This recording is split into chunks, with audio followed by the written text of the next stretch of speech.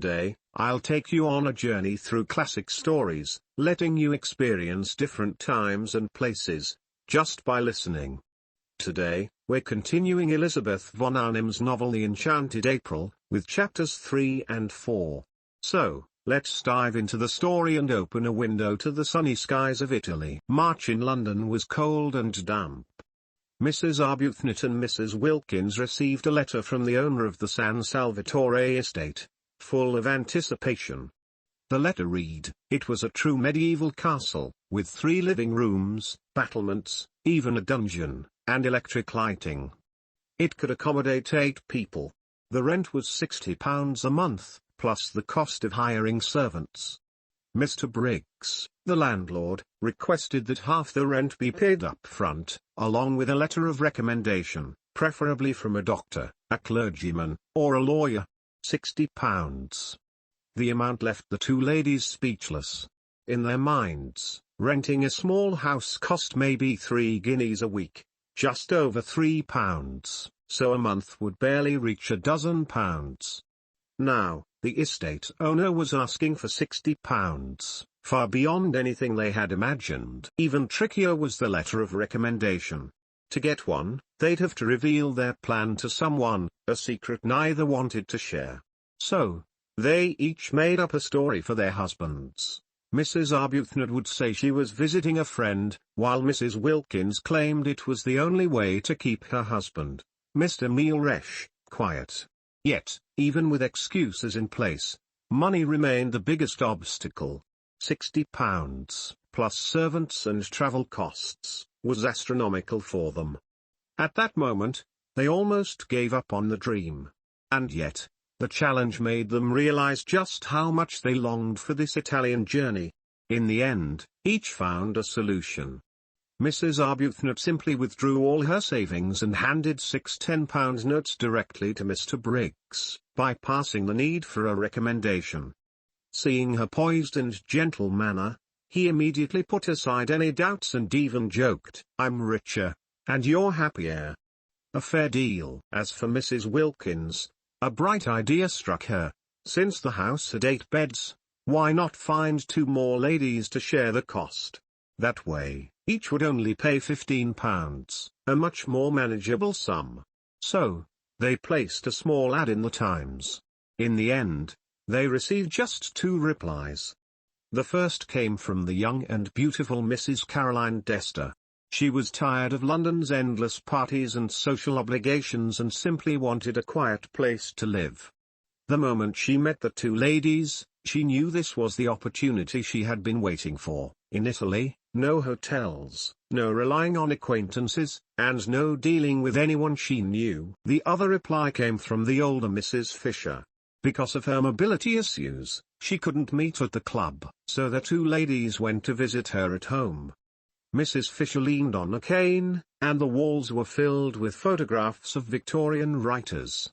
She proudly shared amusing stories from her youth, of mingling with Tennyson and Matthew Arnold, as if still basking in the glow of those past days. Her requests were simple. She only wanted to sit quietly in the sun, reminiscing. Although she seemed a bit absent-minded, Mrs. Arbuthnot sensed that she might be the perfect companion, quiet, dignified, and full of stories. Mrs. Wilkins, at first worried when Mrs. Fisher mentioned a recommendation letter, was surprised when Mrs. Fisher voluntarily waived the requirement and decided to join them. And so, 4 very different women came together. Mrs. Arbuthnot, gentle and reserved. Mrs. Wilkins, impulsive and passionate. Mrs. Caroline Dester, young and beautiful, yet longing to escape the world. And Mrs. Fisher, older, dignified, wishing only to dwell in memories. None of them knew where this plan would take them, or how it might change their lives. But on that grey London afternoon, they all felt the same flutter in their hearts, a yearning for sunlight, for freedom, for renewal. And far away in Italy, the San Salvatore estate waited quietly, ready to welcome them. The arrangements were finally settled. Mrs. Arbuthnot and Mrs. Wilkins would set off together on the evening of March 31st, arriving that night at the San Salvatore estate in Italy. Mr. Briggs, the estate owner, thoughtfully provided detailed directions and kindly said he understood. They could wait until April 1st to officially move in. The other two companions, Mrs. Caroline Dester and Mrs. Fisher, were expected to arrive on April 2nd. This worked out perfectly, since they weren't yet familiar with each other. It was better that they didn't have to travel together awkwardly. Once the estate was ready, welcoming the new arrivals would be a more graceful entrance. Everything seemed set. Yet the last weeks of March were unusually hard to endure. Mrs. Arbuthnot felt a persistent unease. Her conscience, shaped by years of religious and personal discipline, was particularly sensitive. Spending so much money just for pleasure seemed extravagant. And with March in London cold and rainy, with the poor suffering on the streets, the idea of travelling to Italy for sunshine felt almost guilty. She didn't even dare speak to her clergyman, knowing she couldn't be completely honest. At one point, she had asked her husband, Frederick, for money to make up charitable donations, and he had handed her £100 cheque without hesitation. She had donated it all, yet her anxiety only deepened. In sharp contrast, Mrs. Wilkins felt no doubt about the legitimacy of the trip.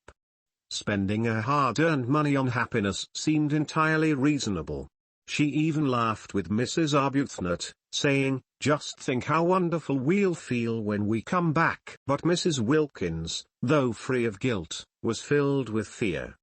She hadn't yet told her husband, Mr. Mealresh.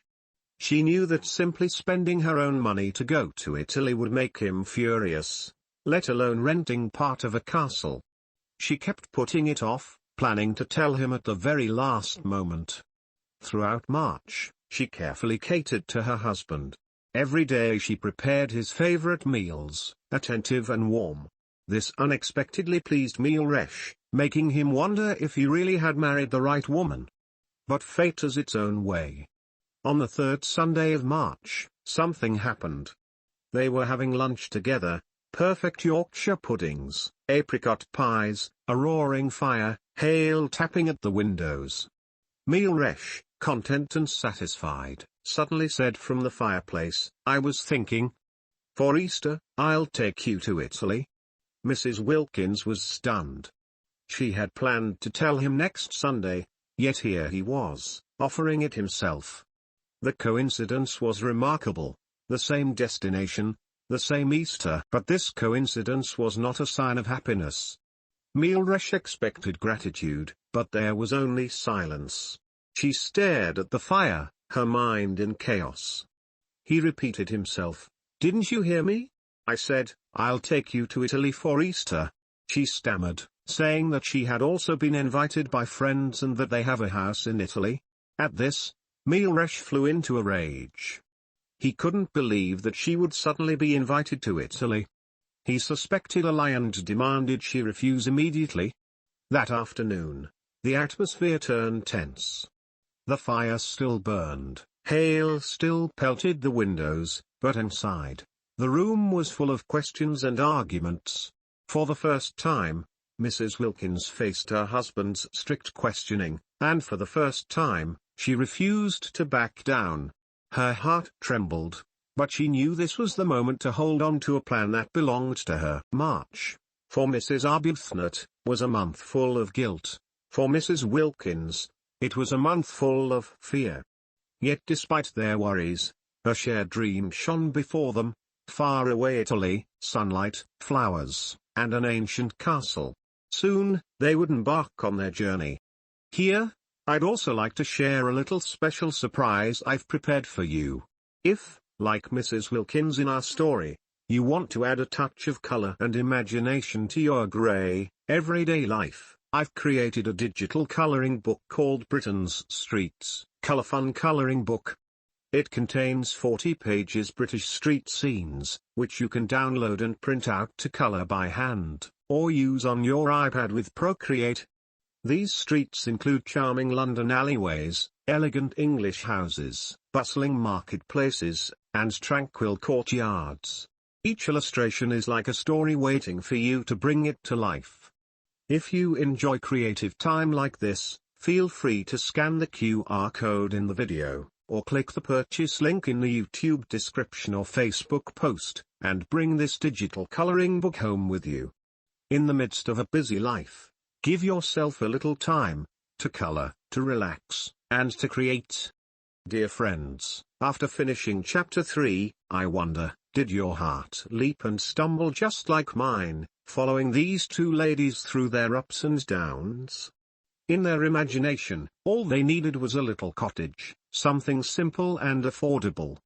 But reality turned out to be a £60 castle, plus a letter of recommendation. And so, the gap between dream and reality revealed itself. Yet what's interesting is this, it was exactly those challenges that drew out their courage. Mrs. Arbuthnot, usually so reserved, found the bravery to take the money herself to the landlord and solve the problem head-on. And Mrs. Wilkins?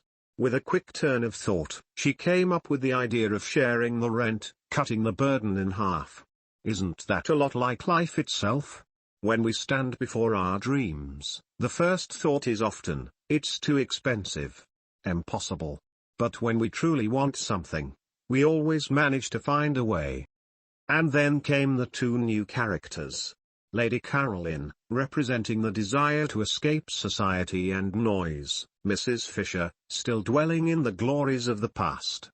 Their arrival turned the trip into something more, a gathering of very different souls. So, chapter 3 reminds us of this, dreams aren't out of reach.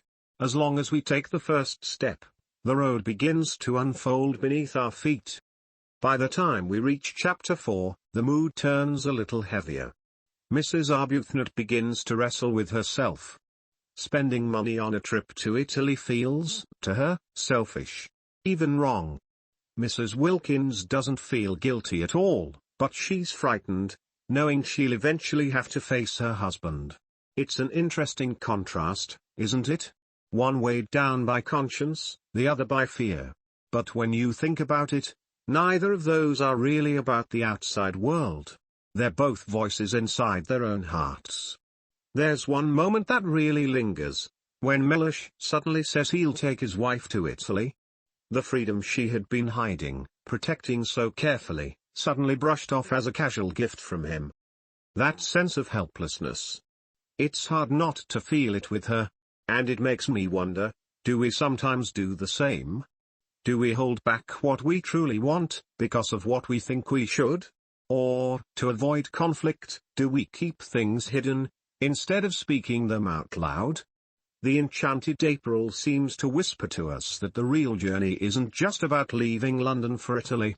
It's also about the quiet steps we take inside ourselves. When we begin to set down guilt, and move gently past fear. That's when freedom starts to feel real. Thank you for listening today. This is CHIU Style. If you enjoyed this story, please remember to like, subscribe, and tap the little bell, so you won't miss the next episode. Until then, take care, and I'll see you next time.